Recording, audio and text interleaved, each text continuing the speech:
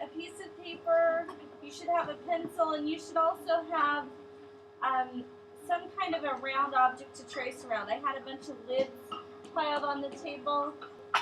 Remember, we're drawing these baseballs, okay? So what we're going to do first is we're going to get them laid out on our page. So first thing that you want to do is you want to just start tracing your circle shape. And you'll trace it once. You'll decide where your next baseball is going to be. Some of them are going to be complete circles, like these two.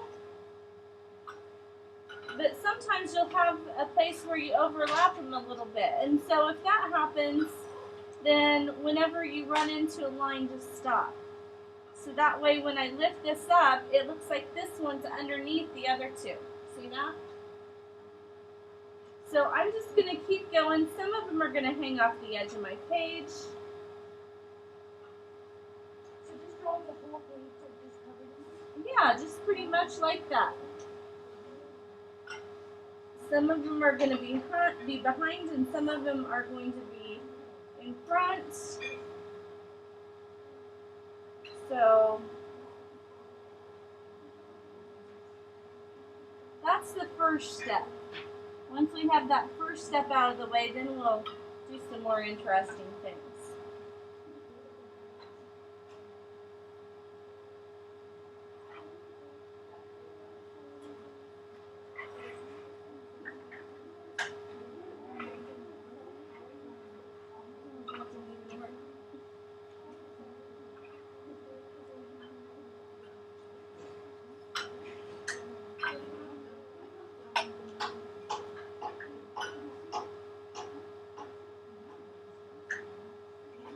Alright, so I'm all finished drawing my circles.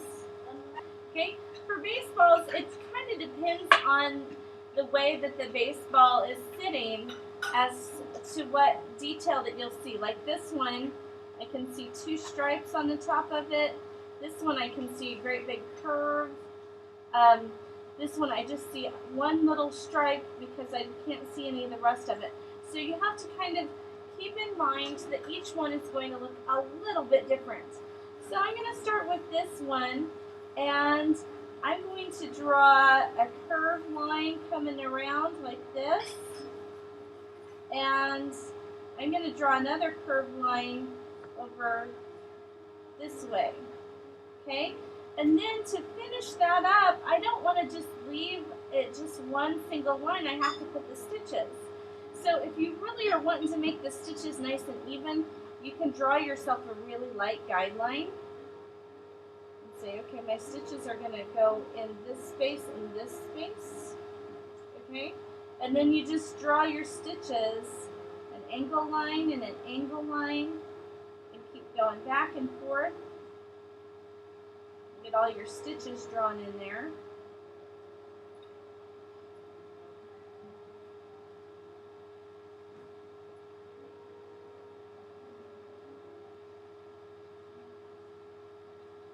Right? So then I'm just going to erase that guideline because I don't need it anymore.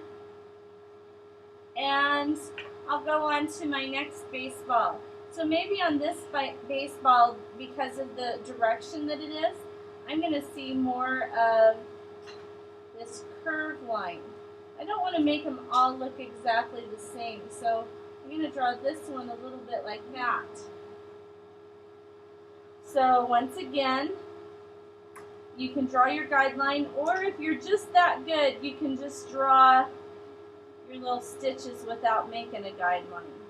But I think I do better sometimes with a guideline, so it's kind of up to you.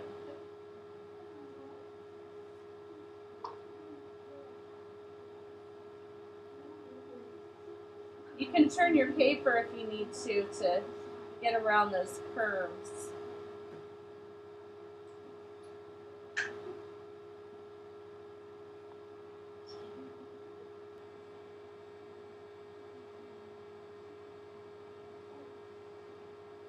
Also, guys, when you're drawing in your stitches, if they get a little out of control, Like maybe you make some of them too long, take your eraser and clean up your edge.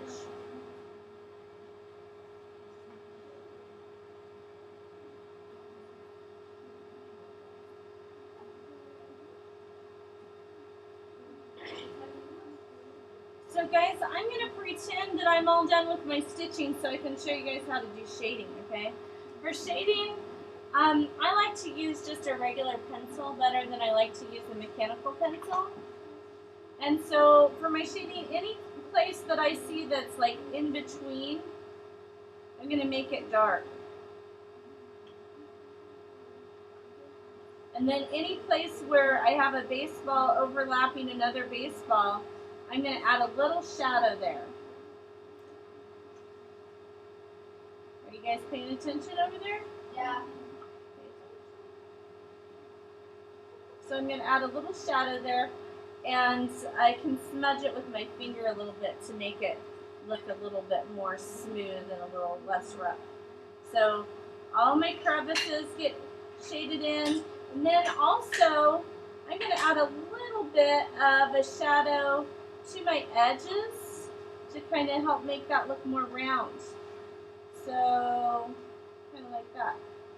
And then of course here, this one's overlapping this one, so I have to shade it here.